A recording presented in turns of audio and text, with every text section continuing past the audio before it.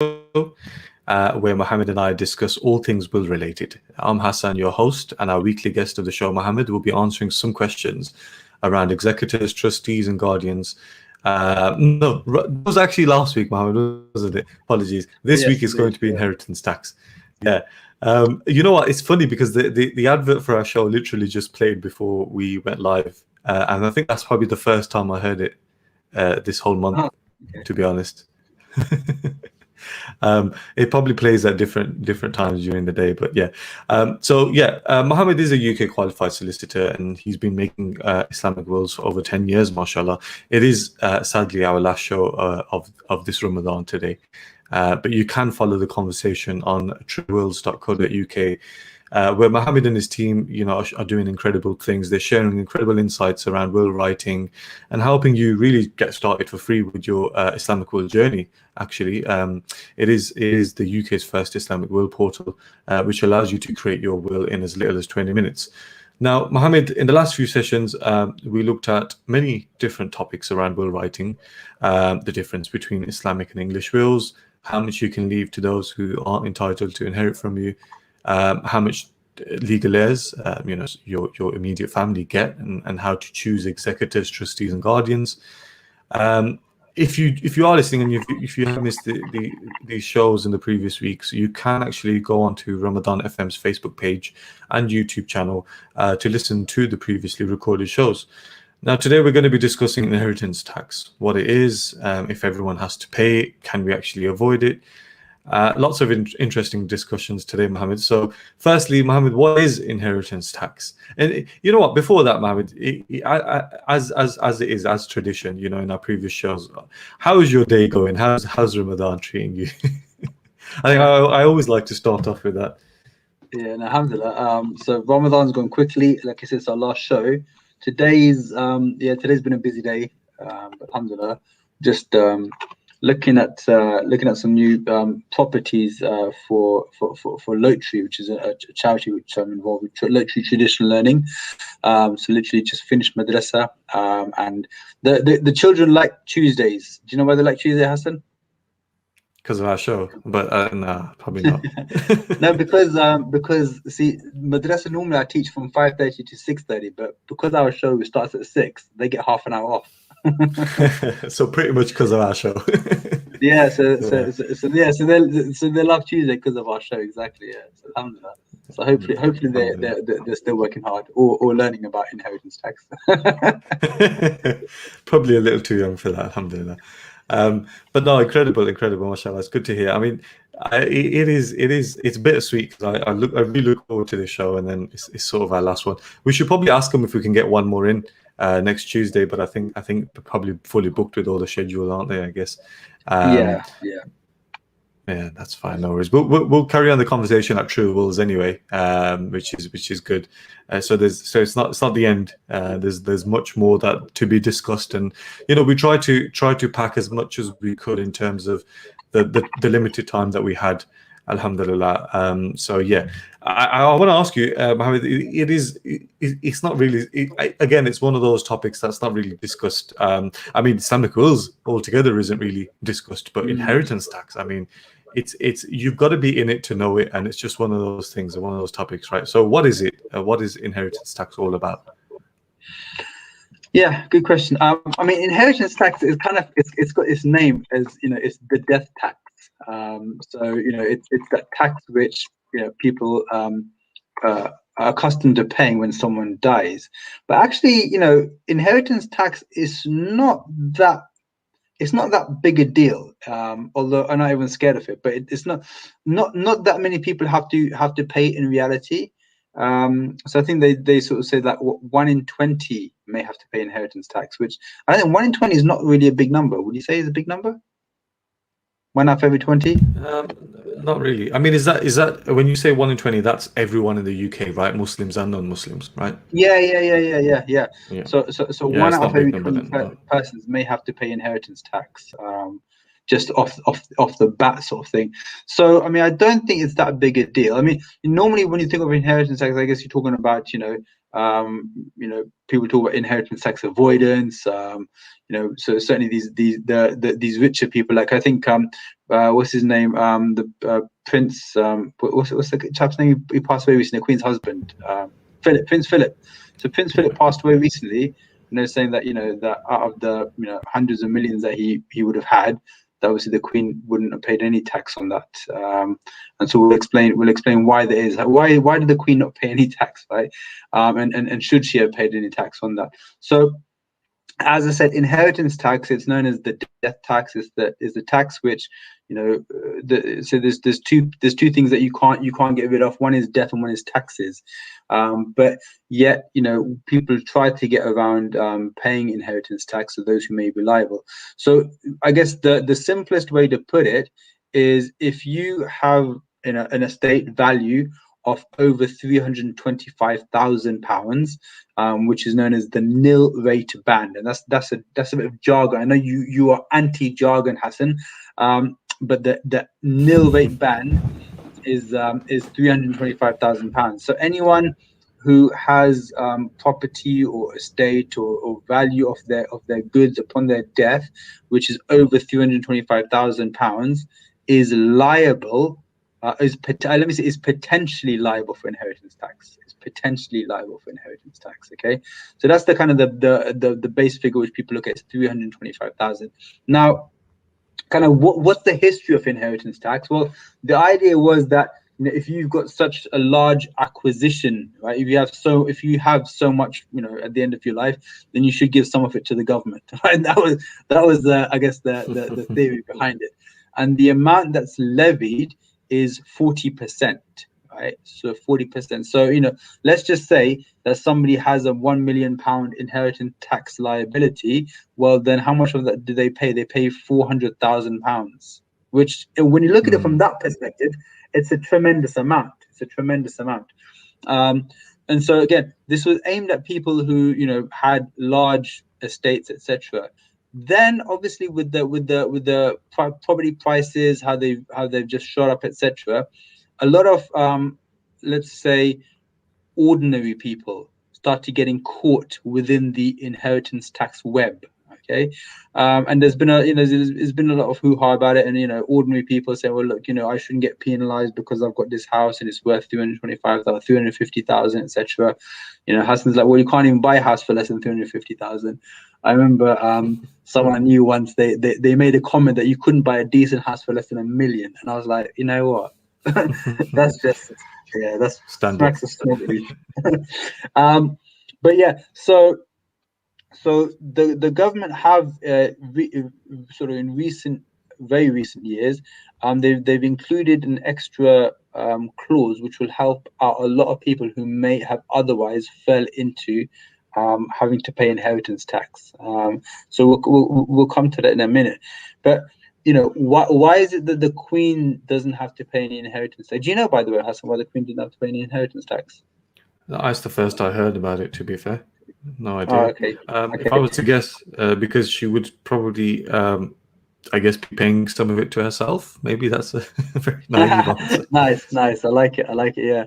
No, it's because there is what is known as a spousal exemption, right? So your spouse pays no inheritance tax upon, what you leave behind.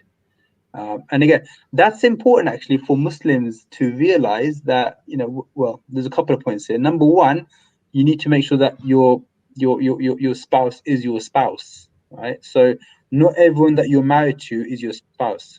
So if you had your nikah done in the UK, and I'm not sure we actually touched upon this in a previous show or not, Hassan, but if you've had the nikah done in the UK, it doesn't mean that the person that you are technically Islamically married to is your spouse under English law. Right.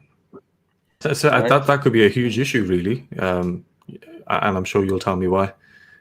Yeah, no, you're right. Potentially, that could be a very big issue. So the person that you are quote unquote married to under English law, you're just cohabiting with them, right? Which doesn't sound as nice as being married to the person. So the issue with that is that you wouldn't benefit from the spousal exemption. so, which is why one should get married. Now, there's a question mark with regard to the spousal exemption and Islamic inheritance as well. Okay, so that's something which we might want to unpack. And with regards to how it works in practice, so very simply, if you're married to your spouse, you pass away, everything passes to your spouse, no inheritance tax to be paid upon that. When your spouse passes away, however, now inheritance tax may well be due. Okay, now remember I said that there's this jargon, the nil rate band, okay, which is £325,000. So you have that and your spouse has that as well. So let's take Jeffrey. Jeffrey owns a house which is worth £1 million, and he owns a house all in his own name. Now, he passes away, but his will is written that his wife inherits everything from him. Okay, so when Jeffrey passes away, his £1 million house goes straight to his wife, no inheritance tax to be paid. Now, when his wife passes away, and let's call her Belinda, why not? When Belinda passes away, right? The £1 million house now goes to the inheritors, who are her children. So she has her husband's £325,000 nil rate band. She has her £325,000 nil rate band as well. Okay, that means £650,000 goes to the children, without tax, which means that tax is liable on the remainder, which is how much? 275,000 maybe, or 375,000. 350. Yeah. Anyways, there's certainly a large amount of potential tax to be paid there, right? Now, the government introduced a new scheme, okay, to stop the children in this situation having to pay inheritance tax, right, to an extent. Yeah. So, on top of the £325,000 nil rate band, you also have £175,000 like a housing exemption. I can't remember the exact technical term for it, but we can call it like a housing exemption. So remember what I said, that for most people, really, in fact, well, I don't think I mentioned, but for most people, why are they going to be due inheritance tax? I mean, where's all this potential money going to come from? It's going to come from their house, right? No one really has £325,000 sitting in the bank, or cars or other items which will equate to that amount of money. Really, the only place you're going to have £325,000 or more kicking around is in your bricks and mortar, is in your house. So that's why they brought in the special exemption to allow an extra £175,000 if you're leaving that house to your children. Okay, so in this case of Jeffrey and Belinda, their total exemption for inheritance tax, if they're leaving it to the children, is actually £1 million. Yeah. So you see how that works. Would it be 825, because you said it's 650 for both of them, the Belinda and Jeffrey, and then the housing exemption is 175? Did you say? Yeah, 175 each. Oh, right, 175 each. Okay, excellent. Yeah. So yeah, that takes you to. So that comes to around 1 million. Makes sense. Yeah. Got you. So essentially, unless your house is worth £1 million, right? You don't really need to stress too much. And if you now I see what you mean, the 1 in 20. Yeah, exactly. Yeah. So for again, this is not the price of the house. This is the price of, because a lot of people, they don't own the house fully like that, do they? They own it with a mortgage. Okay. So this is to do with your equity as well, how much you own in the house, how much I guess real value you have of the house. Yeah. So if your house is worth £1 million, but you've only cashed in 500,000, you only own £500,000 of the house. Yeah. And therefore you won't be liable to the inheritance tax. Okay, I got you. No. I think there's, I mean, look, I think it's I guess in a way, it's a positive. Like if I have anything good to say about it, really, it's just that it's actually easier for us. I guess when I didn't know it was all of these exemptions, you know, combining the husband and wife nil rate bans together, as well as the housing exemptions together. You know, that is a huge, I guess, leeway for us to essentially not be actually having to pay. But you know, how does one actually go about avoiding it? So even if somebody does have a estate worth £1 million, right, collectively, and it's been passed on to their child now, and they've got to, I don't know, pay an X amount. How would they actually? Firstly, would they need an accountant? Because I think it's one of those things that you could go down a rabbit hole, I guess, looking after all the financials. And obviously, like we discussed in our previous show, that if you are an executor or trustee, you know, you should have some sort of financial acumen, I guess, so you can handle with general paperwork. But would somebody need to get an accountant involved? Firstly, I guess my question is twofold. And secondly, how would one go about avoiding it and paying it? Because I know there's something to do with gifts, right, in a lifetime. So I'm assuming that's got something to do with, from our previous conversations, something to do with avoiding it. Or maybe I'm wrong. Enlighten me. Yeah, sure. Okay. So I mean, coming back to a matter which you mentioned, sort of, I guess in the last one, really, and quoting, you know, notorious B.I.G. Mo money, mo problems. Okay. So the more money that people have, the more problems are gonna be there. That's the reality. Yeah.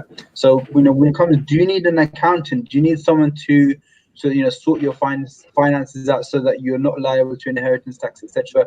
That purely depends on the size of the amount of money that you hold. Okay.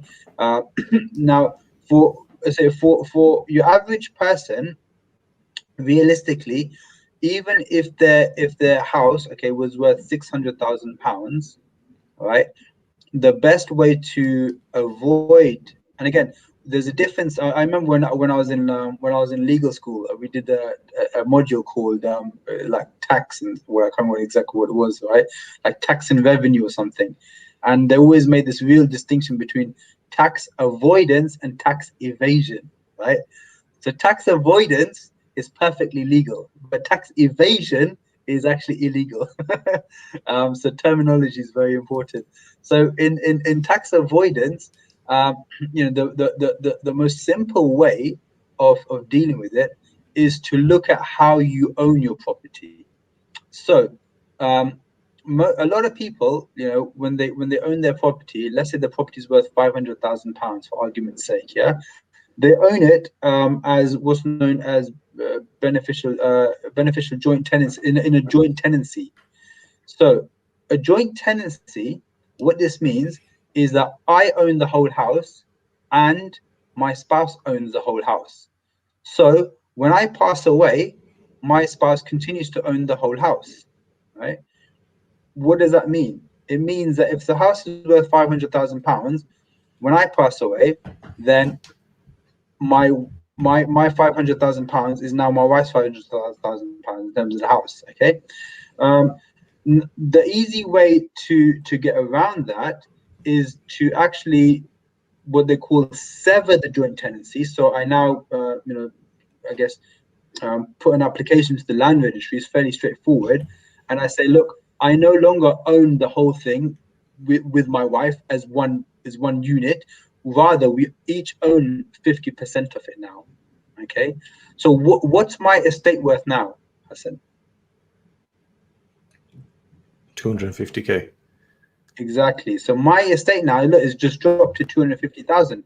So I'm nowhere near the inheritance tax threshold now. I'm very far away from it. You see, so that's the easiest way to you know, knock yourself well under the threshold, is just by splitting the you know, the house in two. And actually, it's a much more Islamic way of holding the house as well, because what, I mean, you're becoming an expert now, mashallah. What's the problem of holding the property, a house, as a joint tenancy? Wow, you had to throw that one in there and call me an expert just before you asked, because yeah, it's a good question. What you got to ask me again? What did you say? So the joint tenancy, right, is when you and your partner, your spouse, okay, each own the whole of it together, right? Which means Right. that And what's the your problem? share, your share is indivisible from their share. So you can't say, oh, the this part of the house is mine, this that part of the house. You know, you all both of you own the whole of it together, right? So when you pass away, automatically she owns all of it as well. So what's the Right. what's the problem from that from an Islamic perspective? Something to do with inheritance. She, she can't.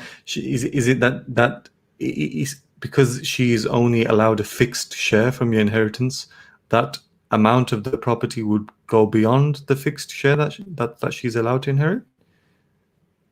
So you're on the right lines, but you can flip it around and say, well, look, the people who should inherit from you will not inherit from you because you leave nothing to inherit, Yeah. right? Yeah.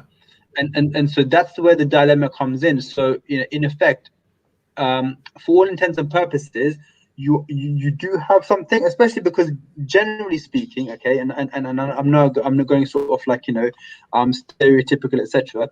But if the man's purchased the house, okay, then his inheritors are entitled to a share of the inheritance, right? This you may think to yourself, but it's not a problem because the wife and she'll give it to the kids when she passes away anyway, so there's no issue, right? That's true. However, what if the man has children from a previous marriage, right? Right. Because if he has children from a previous marriage, they will not inherit from his current wife, Right. Okay. Yeah. you see? And so if the whole of his house, right, just all goes to his wife, to his current wife, yeah, that means that those children from his previous marriage, they're not getting anything unless he's Hmm. left a wasiya for them, Right. Okay. right? So I so got so you. so that so they potentially they've been bummed off, haven't they? Right? Yeah. Yeah. We don't get anything. So that's potentially unfair. Whereas if he owned 50% and she owned 50%, okay, forget the inheritance tax aspect of it, okay, but now they are liable to inherit from his 50%, aren't they? Yeah. Yeah. You see how Right. Okay. that's a lot more fair, isn't it? I, yeah, I see how it works, and I think just trying to figure this out all for yourself can get quite daunting. But having, I guess, yourself or speaking to solicitors who are, I guess, experts rather on this particular topic, I think there could be so much that you could do. I guess to help. I wouldn't say avoid it, but I'd say, well, I guess you are avoiding it. There's nothing wrong with that as long as you're legally doing it. So I guess you are, yeah, it's fine. But you just have to be able to take the first step and approach specialists like yourself who could help go about saving a lot of fortune in the future, not just for yourself but also for your children and those that you pass it on to. And it Yeah. sounds like to me that getting married is one of those things. Like, actually being married helps avoid a lot of inheritance tax, right? So Yeah. so if Yeah. if there's I mean, anything you're going to take away from the show, if you're not married, yeah. get married. Yeah, Yeah. but not just Islamic, but the registry marriage is what's important. You see, from this perspective. But again, there's a lot of Islamic kind of thoughts which have to go into this concept of inheritance tax and how to avoid it Islamically as well, which has always been a big area for the scholars, really, along with the with the experts in accountancy and even in law, to try to come up with innovative ways to avoid, because avoiding inheritance tax is like the most lucrative thing that big expensive rich people try to do, but to try to do so Islamically, ensuring that that people that they don't lose out is very important as well. And so it's quite a minefield, and it's really worth ensuring that, with true will. So our main focus is people who are not within the inheritance tax threshold, right? Because their wills, should be fairly straightforward to do. And so, like I said, most people can come within that if you make sure that you look at how you hold, because it's the property which causes the most problems, okay? And so one needs to look at how do you hold your property. A lot of people don't know, and what makes it worse is when people they get confused between these two terms, which sound very similar: joint tenancy and tenancy in common. I mean, they sound so similar. And so when you speak to people, how do you own your property? They don't know. And so generally, like I said, there's 3 ways of holding your house, okay? One is sole proprietor. I, Mohammed, owned all of it, right? The second is the joint tenancy, where I, Mohammed, and my spouse, we both own all of it. And the third one is the tenancy in common. I, Mohammed, own 50, my wife owns 50, right? That's the most Islamic way of doing it as well. Well, the sole proprietor is, pretty fine as well. You pay for it, you own it, that's yours, okay? That all passes in your inheritance. And again, interesting in that scenario there, if your wife was to pass away before you and you owned the house as a sole proprietor, then your wife wouldn't really be passing on much in her inheritance at all. You see, because she doesn't own any property. It's just going to be her clothes and other things, the jewelry that she has, for example. And so that's another consideration. But we're going to go to the break, and after the break, I guess we'll look at the gifts which you mentioned and any other aspects which, of course, you want to bring up. Yeah. So let's see if we can get the adverts on. I always mess up with these adverts. So if I press this button here. This is Ramadan 87.9 FM in Lodi. From sun up to sundown, we'll be with you every step of the way.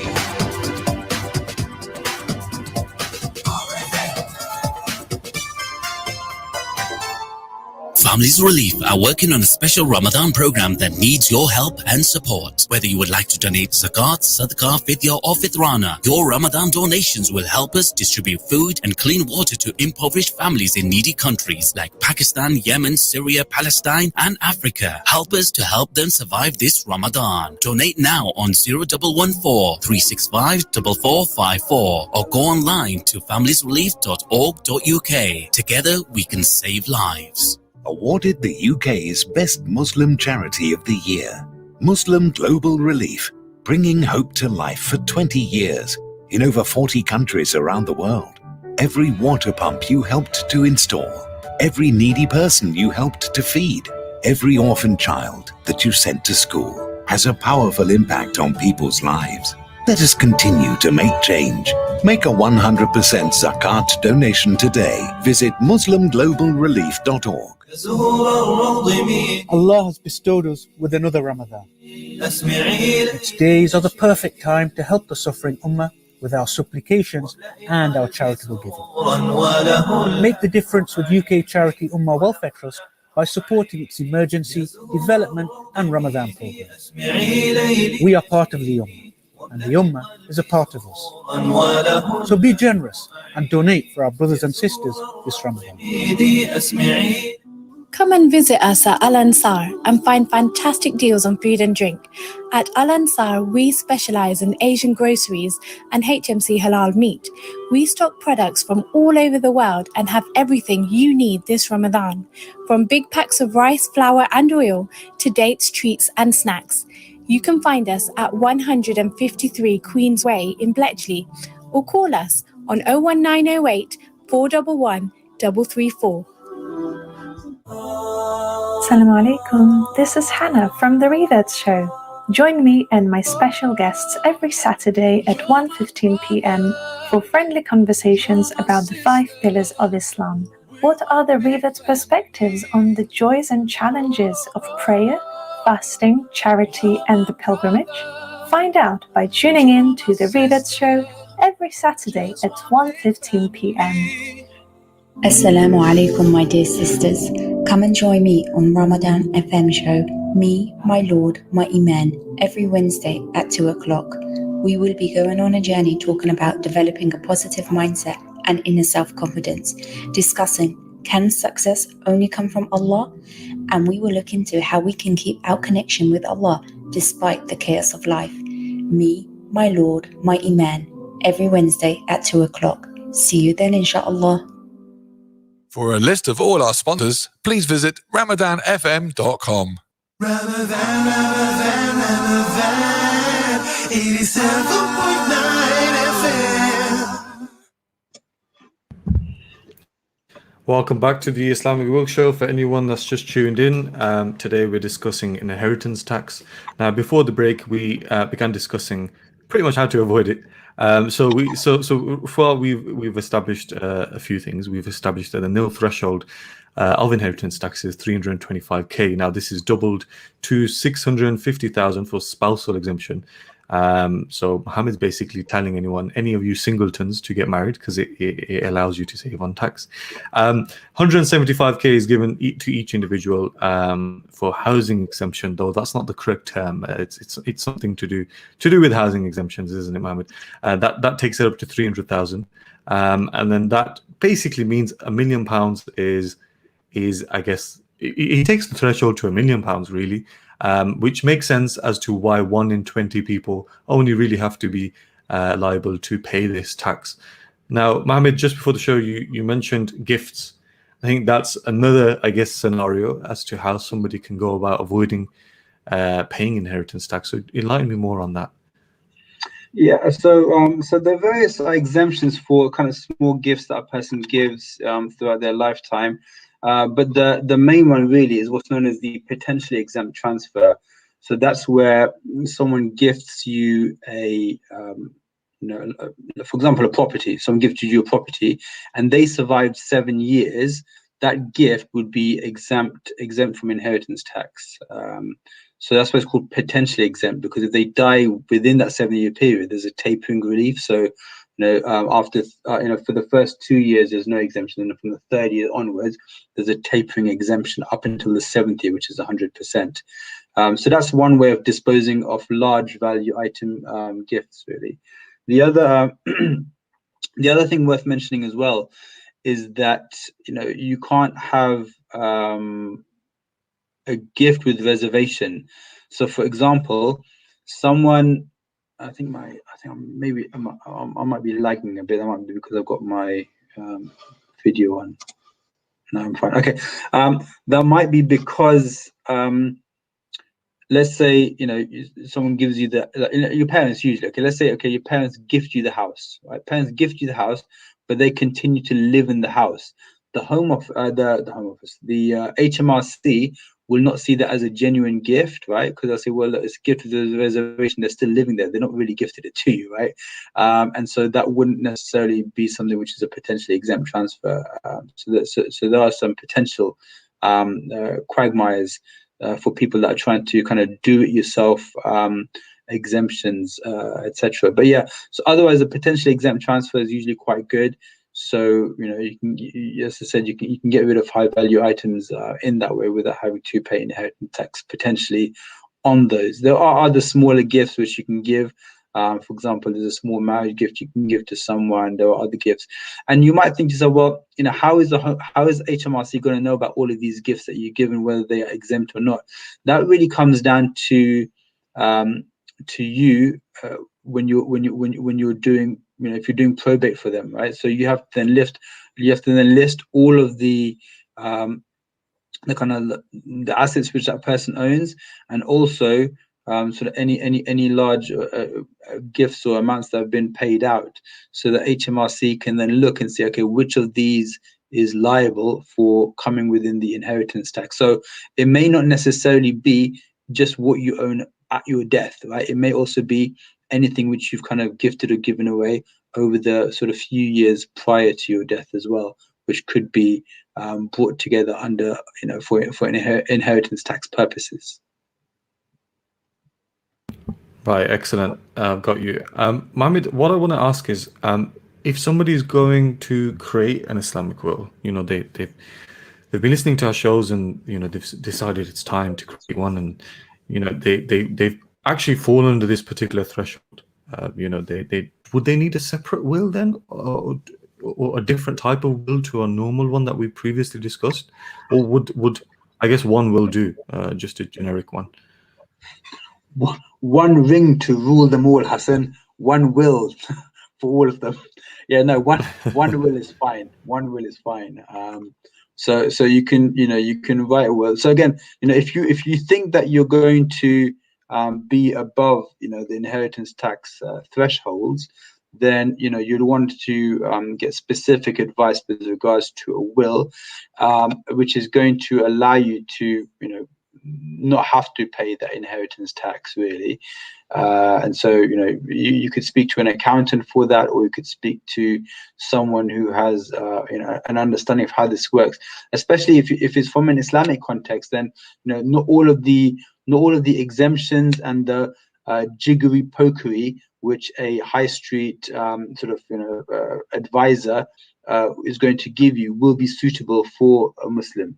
So there's that as well. Right. Okay.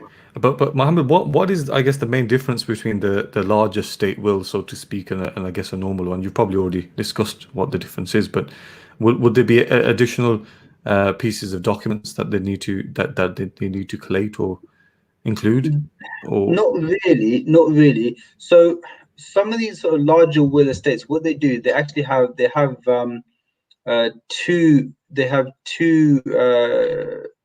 two trusts in them. The first is what's called the nil rate band trust, okay, which is that so coming back to the spousal exemption, right? So normally if you write a will, a normal standard will, which says that I leave everything I own to my wife, right? Now that's problematic Islamically, as we know, right?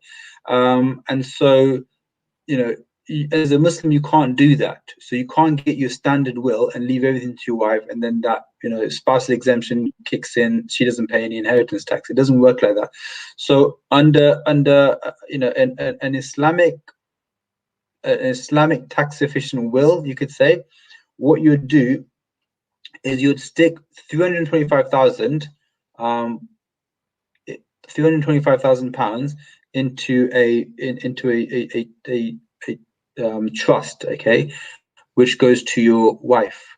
So then she's now utilizing that what's it called, the nil rate band, because that's the bare trust that goes straight to your wife, okay.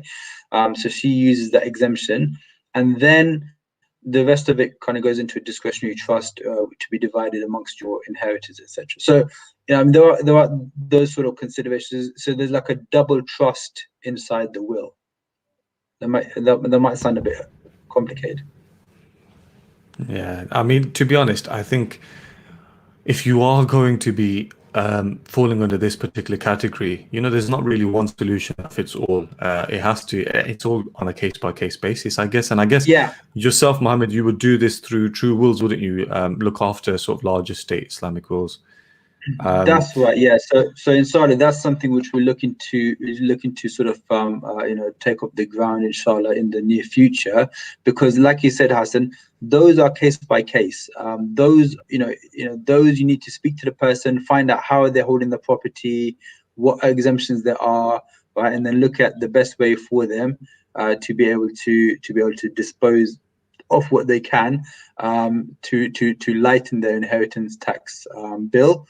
And again, sort of one of the things I think, I'm not sure we mentioned as well, was with regards to people that have disabled children as well.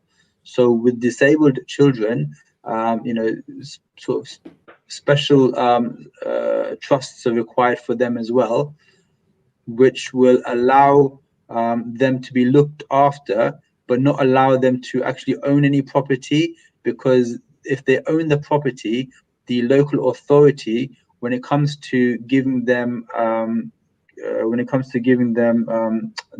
help and support that they need, is means tested, right? And so if the disabled person owns property, then they won't get that help from the local authority. They'll be expected to pay for their own help, which is why often there are these discretionary trusts for disabled people to enable them to be able to continue receiving help from the local authority. Because what it is, right? Let's put this situation to you. So someone's got a disabled child. Right now, the local authority is helping to look after their needs. But I own a property. So when I pass away, if my child who's disabled inherits part of that property, or an adult, they're an adult now, they inherit part of that property, right? That will now take them outside of the threshold for the local authority help. They will now have to start paying for the help, and that would whittle away any savings that they had. Does that make sense? Yeah, I get you. And again, like you say, it's all scenario based. It's all case by case. So if anyone listening does have any questions, they can WhatsApp us the question. They can, can't they, Mohammed, on 07591 970 241. That's 07591 970 241. And again, taking the conversation away from today's session, you can visit truewills.co.uk. I know Mohammed operates a live chat on there Monday to Friday, 10 a.m. to 6 p.m. So you can get all of your large estate questions in. Please bombard Mohammed with all the questions. I'm sure he'd be very excited to answer them. I can see his facial expression on the camera, which is very I think I'll blame it on his fast. Those sort of things will be very hard to deal with by live chat, by the way, Hassan. Yeah. I'd assume so. That I think it's. I mean, just this conversation today. There's so much to. Sorry to interrupt, Mohammed. There's so much around this particular subject. There's so much. One question leads to another question, which leads to another question. Everyone's case is completely different. So what the questions that I will have will be, completely different to what whatever the characters you named earlier, Jackson and I can't even remember, Margaret or something. It was some classical names would have. So yeah, absolutely. I would encourage emailing at the very least, and possibly booking a consult. I did have a look on the website. You can book in a call as well, a free call back, if you are looking at creating a larger Islamic will. So that's what we're looking to do. And so we're looking to to have those on, like I said, they're case by case. People can request a call back, and then Inshallah can speak to them at a mutually convenient time and look to prepare a will for them, Inshallah. And again, those they're not going to be the majority. The majority of people can quite easily do a will online by themselves. I mean, so I had a chap come in today. Say my day job as well is I'm an immigration lawyer, and so I had a chap comment about that, and then he said, I think you do wills as well, don't you? I was like, yes, I do. He goes, oh yes, so I need a will prepared. So okay, fine, go to truewills.co.uk, you can do it all by yourself, and then there shouldn't be any problem. So he said he's going to try that over the weekend, inshallah. The idea is, look, we want to make it, like you said, as easy as possible for people, and the majority of people, okay, to be able to do. So 1 in 20, I think, is 5%, isn't it? Yeah, you're testing the wrong guy when it comes to. I think 1 in 20 is 5%. So in that case, 95% of people could quite easily do an online will, because they wouldn't be subject to inheritance tax. You see. Yeah, it is 5%. Just confirmed. Yeah. No, absolutely. I think that's the beauty behind True Wills. I think it is an incredible platform that, mashallah, you and the team have built. And again, I love using the word jargon free, but it really is. I think for an ordinary layman, for an everyday Muslim, who just wants to just get the job done. Like, sometimes you don't really want to learn so much about something, but rather just do it and tick it off, off your checklist of to-dos as your Islamic obligation. And you've mentioned time and time again, it is an Islamic obligation if you are living in the UK as a Muslim. So one of the things, right, Hassan, is that some people, they may, legitimately say, well, hold on, why do I need to do that when I can just, download something from the internet and write on it, and there you go, bada bing, bada boom, my will is done. Okay. And the answer to that is, realistically, you download something from the internet, you don't know how old it is, firstly, whether it's useful. Secondly, there isn't really any guidance per se for it, you see. So you end up, I mean, I've seen a lot of these online sort of things. So some of them, they book you in with a solicitor, and then you have to pay X amount for the consultation. So it's not really a free online will. Some of them, you're printing it off and you're filling in, but then there's no real guidance that comes or support with that either. Okay, whereas with this one, each will is going to be checked. You fill in the details. There's support and guidance available to you. £98. You really can't go, and you got unlimited changes. So it's pretty good. The whole purpose behind it is so that Muslims, more Muslims can write wills. Simple as that. So that we can ensure that the right people receive what they're meant to receive, inheritance-wise. Because I think in the first show we spoke about how many Muslims and how many families get broken up just because of inheritance. And again, if you're looking at £325,000, it's not, you say, well, that's not very much. That's more than enough for people to argue and fight over. I mean, 50 quid is enough for people to fight and argue over. So what of more? So it's really I think we've got to explain as much as we can the whole process behind wills and what's required, etc. And I guess what we're saying is, look, if you want a simple and easy way to write a will, you can check out truewills.co.uk. That's in a nutshell. Mohammed, I do have a question. I mean, actually, just on that point, I was looking through the portal, and there is clear guidance actually throughout each step. So when you are filling in your executors, your guardians, your trustees, you're adding your assets, it really does explain and break it down as to why you're doing it. And it takes you down a path. So it's not like you're like you say with other templates, for example, you might be left in the dark. It really breaks things down and makes it really easy to understand. Mohammed, what I wanted to ask is on assets. What if somebody has overseas assets? Would they still need to pay tax on that? Yeah, good question, Hassan. Yeah, they would. If you're domiciled in the UK or if you're domiciled in England and Wales, which means, I guess you could say. Wait, what's domicile? Sorry, what's domicile? It's jargon, Hassan. It's jargon. You could just say if you're habitually resident, if your habitual residence is in England and Wales, then you will also have to pay inheritance tax on overseas assets as well if you declare them. Wow, you followed that by an evil laugh. So say because no more. I'm sure many people won't declare their koti in Pakistan, Yeah, I mean, yes. No comment. Mohammed, with regards to somebody mentioned once that if I put my property into my child's name, for example, then when I die, I won't actually nowhere near meet the threshold because majority of it is actually in my child's name. Is that one way of avoiding it, and is that Islamic? That's a good question. It's a good question. I would say that's problematic Islamically because your wife's not going to inherit from you when you pass away, right? Secondly, in reality, it's not Islamically it's not a gift because again, Islam doesn't really, we don't believe in gifts with reservations. So if you make a gift Islamically, you have to ensure that that person has received the gift and the person has the benefit of that gift. So when you claim to, so if I, for example, Hassan, I'll give you an example, right? If I say, I'm going to give you my car, Hassan, right? But I'm driving it, I'm doing everything to it.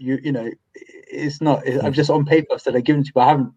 It's mine still, right? Yeah, that's not Islamically. That gift is not is void. It's not a gift in Islam, in Islamic terms. Yeah. Secondly, if you're still living in that house and you say it's your child's house,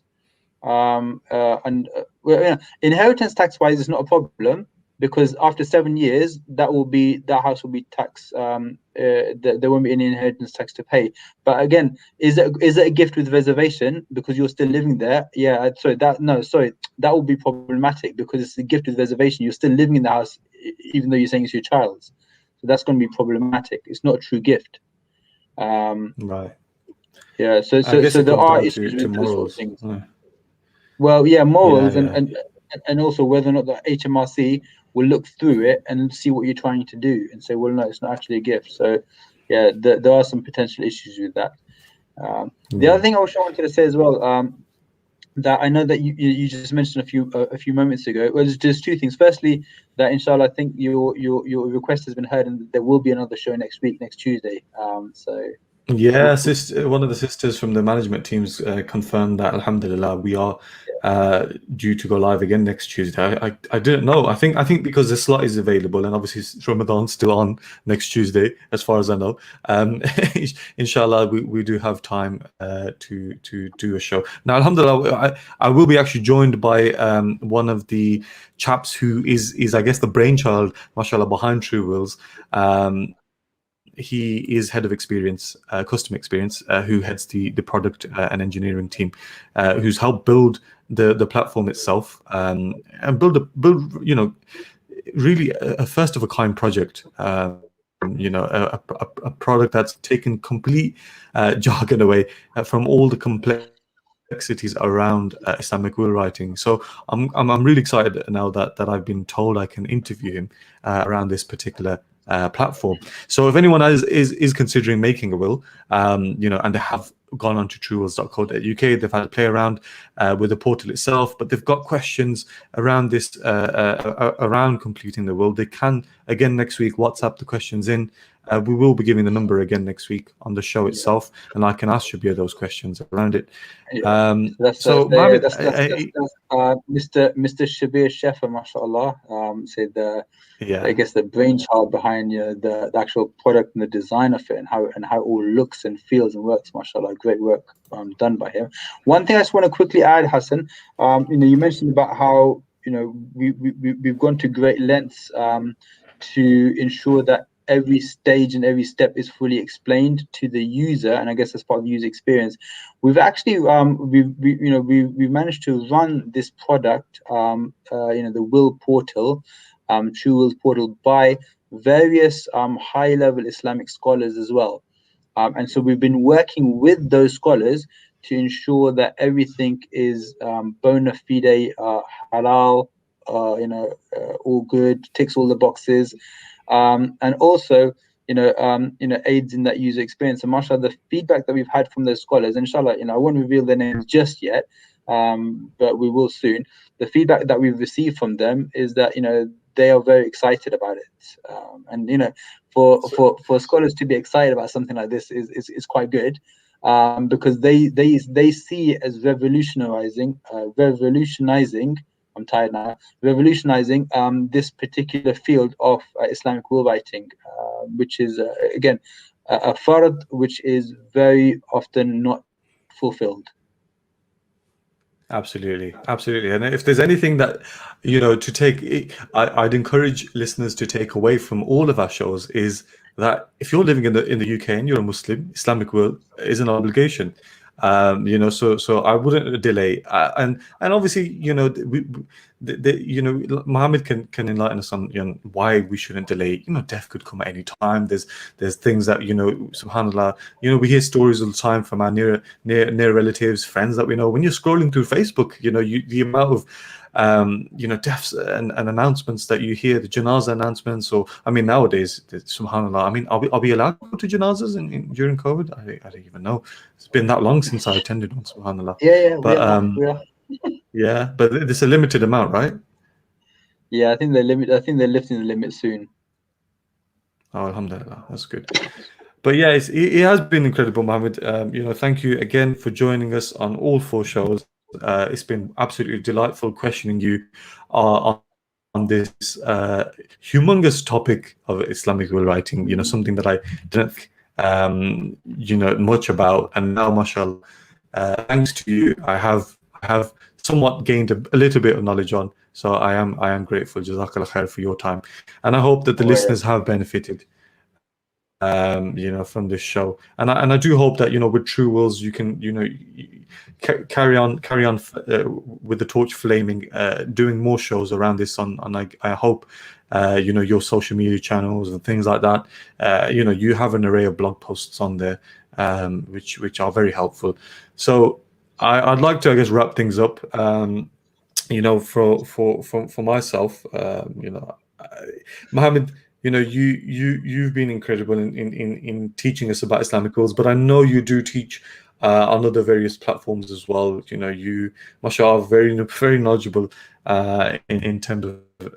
I recently, mashallah, I joined one of your hadith classes, Science of Hadith, and it's been really enlightening for me. There's so much about it that I never ever would have thought about. Before to wrap things up, we hear about the hadith of if you have 2 nights, if you have anything to bequeath, do not let 2 nights pass without having a written will around it. Mashallah, I've managed to memorize that by heart now because of the amount of times I've been exposed to it through the website. What is it? What other hadiths are there that are not generally I guess famous or popularly transmitted around the community around wasiyas? Could you think of anything on the top of your head? I think it'd be nice to wrap up this show on a hadith that not everyone has heard so commonly. There is one. I'm going to paraphrase, but it's to do that. Even if you have a peppercorn, it has to find its rightful owner. I'm not saying that's necessarily a hadith per se, but the meaning is sound. That if you have a peppercorn in your pocket, it's worthless to you, but actually that has an owner after your death, and you have to ensure that peppercorn reaches its rightful owner, or you can be liable for that. Subhanallah, and those are beautiful words to end on. Jazakallah, Mohammed. Any last few words, Mohammed, before I wrap up? No, inshallah, just ask people to pray for us and the success of this project, which is going to benefit Muslims during these last 10 nights, inshallah. Allah subhanahu wa ta'ala, gives it tawfiq, Allah subhanahu wa ta'ala gives it success, and Allah subhanahu wa ta'ala always ensure that our intentions are there, and that our intentions are to help the ummah and to facilitate this fard action for Muslims, inshallah. And Allah subhanahu wa ta'ala gives us success in the dunya and in the akhirah for that. That's all we can ask. Ameen, Ya Rab. Jazakallah khair, everyone. And on that note, thank you all again for tuning in over the weeks. We will be doing one final show next week with Shabir, Head of Customer Experience. So please tune into that. Enjoy the rest of your Ramadan, and remember to do dua. Helping you fast through the holy month of Ramadan. This is Ramadan 87.9 FM. Feeding your soul while your body fasts. Ramadan Mubarak from Adam Accounting Services. Ramadan Mubarak. Need help with your accounts and tax work? Contact us today on 01908 692 380 and see how we can help. Adam Accounting Services. Friendly local accountants. Call us today on 01908 692 380.